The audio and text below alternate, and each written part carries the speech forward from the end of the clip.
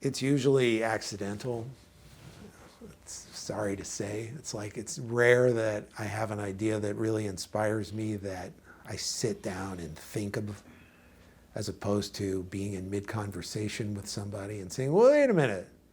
What if these two superheroes, people thought that was just came out of a conversation. Look Well came out of a conversation. Mm-hmm. So you feel like you stumble on to the thing that gets you excited? I do stumble on. I stumble on, and then I do it, and then I stumble. And no, it does happen a lot. I think Michael O'Donoghue once said, like, a lot of my best ideas are mistakes, like misunderstandings. Like I heard someone say something, and I interpreted it wrong, and my interpretation was an unintentional comedy sketch.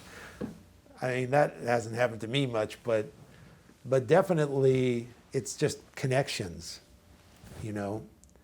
I'm making a connection through talking to someone or through reading something. It's very rare that I sit down and, just have something come up out of nowhere. And I really don't have a writing regimen. I'm not one of these people who's like, at 9 o'clock, I'm going to sit down in front of the computer and no matter what, I'm going to write something. It's just never been that way for me. I just have ideas and I chase them and develop them. And a lot of times I'll call on a friend like Feldman or somebody. And if he connects to the idea, then I have somebody to bounce off of. And that's really, the start of it. And then writing up stuff can be absolute torture sometimes, that part of it. It's like the happiest part of the process is having the idea and getting excited and building on it with a friend or something. I see you turn things over and look at it from every angle.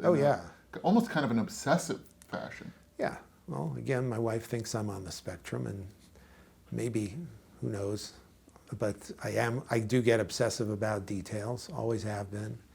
I just think comedy is in the details a lot of times. It's a game of inches, my friend.